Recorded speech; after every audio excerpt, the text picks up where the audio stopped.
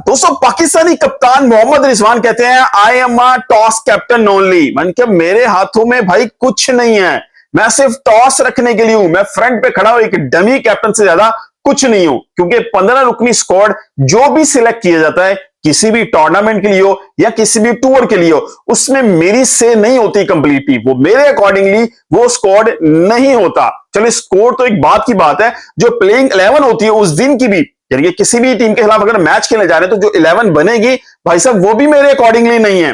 तो इसको प्रूव करने के लिए आपको याद होगा जब मोहम्मद रिजवान को कप्तान बनाया गया था, ऑस्ट्रेलिया दौरे पे गए हैं, तो उस वक्त असद शफीक को साथ भेजा गया था और ये रूमर्स थी, उस वक्त न्यूज भी ये थी कंफर्म कि भाई साहब असद शफीक और जो पाकिस्तान में बैठे सिलेक्टर्स हैं वो आपस में डिस्कशन करने के बाद, सिचुएशन को, पिच को रीड करने के बाद प्लेइंग 11 देंगे मोहम्मद रिजवान को और उसके अकॉर्डिंगली जाके टीम खेलेगी। तो ये हाल तो भी पाकिस्तान क्रिकेट टीम का चल रहा है कि जब आपका कप्तान, जब उसके पास कोई पावर ही नहीं है तो भाई वो ग्राउंड के अंदर किस तरह लड़ेगा। ये तो बड़ी अंडरस्टूड सी बात है।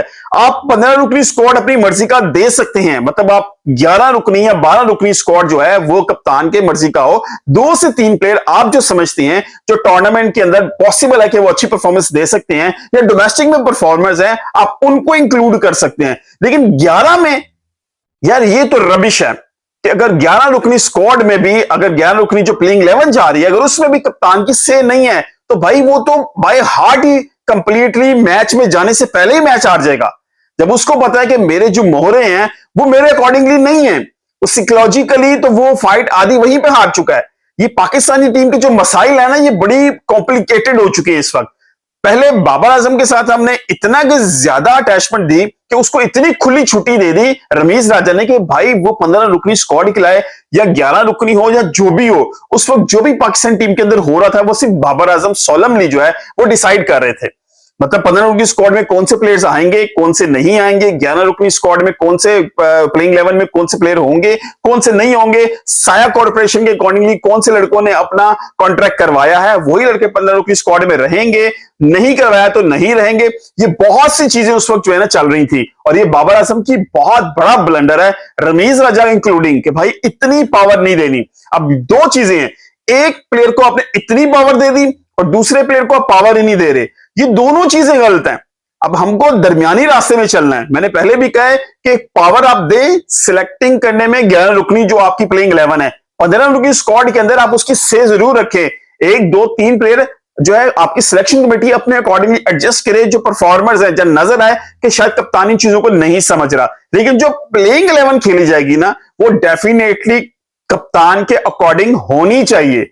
देखिए, अगर एक सिपा सलार जा रहा है जंग लड़ने और उसके सिपाही उसकी पसंद के नहीं है और उसको पता है भाई इनके साथ में जंग नहीं जीत सकता, जो उनको समझता है कि भाई ये प्लेयर्स होने चाहिए, भाई जब तक वो फौजी नहीं होंगे तो वो जंग कैसे लड़ेगा, ये तो पॉसिबल ही नहीं है। तो पाकिस्तानी टीम जो इस वक्त कर रही है, आकिब जवेद जो सा मंत्रा खेलने की कोशिश कर रहे हैं ना वो उल्टा पार रहा है।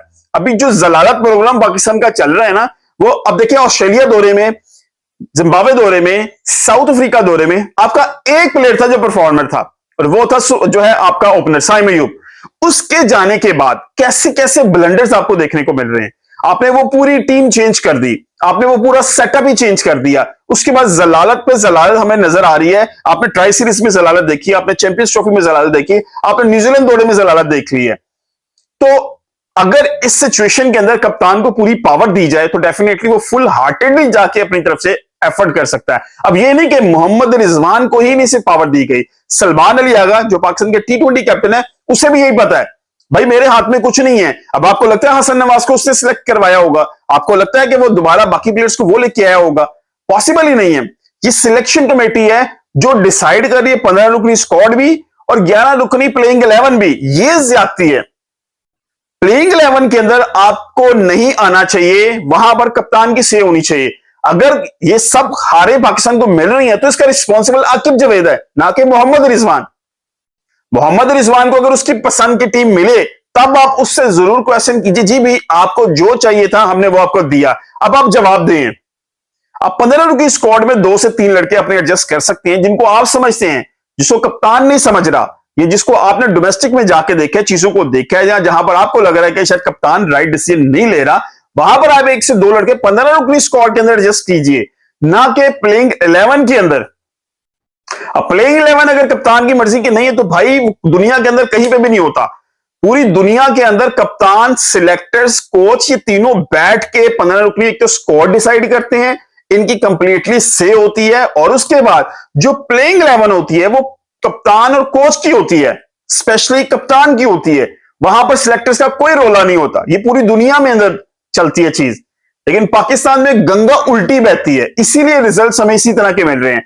मैं प्रीटी श्योर हूं कि जब कप्तान को पूरी तरह अपनी प्लेइंग 11 नहीं मिलेगी तो भाई वो किस तरह जाएगा, वो किस तरह बैटलफील्ड में जाके लड़ेगा।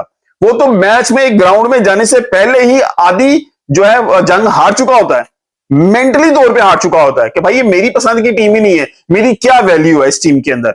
यानी कि मैं एक डमी कैप्टन बन रहा हूं, वो जो भी डिसीजन लेगा वो लड़के जो ग्राउंड के अंदर है वो किस तरह ऑन करेंगे कि जी हमारा कप्तान हमारे लिए खड़ा होगा, या हमारा कप्तान जो डिसीजन ले रहा है वो ठीक है, क्योंकि उसकी अपनी वर्थ नहीं है अभी, उसको इस काबिल नहीं समझा जा रहा कि सिलेक्टर्स ने या चेयरमैन बोर्ड ने इतनी अथॉरिटी दी हो कि भाई वो टीम सिलेक्ट कर सके। तो इंपैक्ट जो होगा वो इन डिसीजंस का वो पुअर रहेगा। तो यही रिफ्लेक्ट कर रहा है पाकिस्तान टीम की कारकर्दगी के अंदर भी। आपने सिर्फ टॉस कैप्टन बनना है तो इससे अच्छा है रिजाइन कर दें। मोहम्मद रिजवान भी इज्जत बचाएं, बजाय इसके कि किसी ओहदे के साथ चिमटे रहने से इस तरह की जलील किस्म की पॉलिसी को फॉलो करने से बेहतर यह है कि भाई साहब आप रिजाइन कर दीजिए, वरना जिस तरह की जलालत पाकिस्तान क्रिकेट को मिल रही है ना, ये मजीद बदतर होती जाती नजर आ रही है। और आकिब जावेद अजीब किस्म के डिसीजन, अजहर महमूद अजीब किस्म की स्टेटमेंट्स, मतलब मुझे क्रिंजी किस्म के ये लोग नजर आ रहे हैं, और इनकी माइंडसेट जो है ना बहुत ही पैथेटिक नजर आ रहे हैं इस वक्त, जो पाकिस्तान को रिफ्लेक्ट नहीं करता एक्चुअली। मतलब अगर अजहर महमूद ये कि जी हम एक सीरीज आ रहे हैं, हम कौन सा टूर्नामेंट आ गए हैं, तो इसको बंदे को दो चपेड़े मार के बंदा पूछे तो चैंपियंस ट्रॉफी में क्या किया आपने, वो क्या था, वो पीएसएल था या कोई डोमेस्टिक का टूर्नामेंट था वो। मतलब स्टूपिड किस्म की जो स्टेटमेंट इनसे सुनने तो दिल जो है ना वो आग बगोला हो जाता है। अब मोहम्मद रिजवान ने भी अजीब किस्म की स्टेटमेंट दी कि भाई साहब ये हम हार चुके हैं, ये पास हो गया, अब हम पीएसएल खेलने जा रहे हैं, हम उसे एंजॉय करेंगे, अवाम वहां पे हमें जीतता हुआ खेलता हुआ देखेगी। भाई वो जीत क्या मायने रखेगी? वो माइलस्टोन आपको एक सिटी के लिए हो सकता है, आपके फेवरेट्स के लिए हो सकता है, पर वो माइलस्टोन पाकिस्तान के लिए कुछ नहीं है। सो एड्रेस करने की बहुत ज्यादा चीजों की जरूरत है। यहां से माइंडसेट बहुत रिफ्लेक्ट हो रहा है, और बड़े अफसोस की बात है कि अजीब किस्म का पैथेटिक किस्म का माइंडसेट जो है ना, मुझे कोच का नजर आ रहा है, बॉलिंग कोच का नजर आ रहा है, कप्तान का नजर आ रहा है, सिलेक्टर का नजर आ रहा है। मेरी समझ में नहीं आ रहा कि पाकिस्तान क्रिकेट किस डायरेक्शन में जाने की कोशिश कर रही है। आपकी क्या राय, कमेंट की जरूर बताइएगा। मिलते हैं किसी वीडियो से, अपना बहुत ख्याल रखिएगा। अल्लाह हाफिज।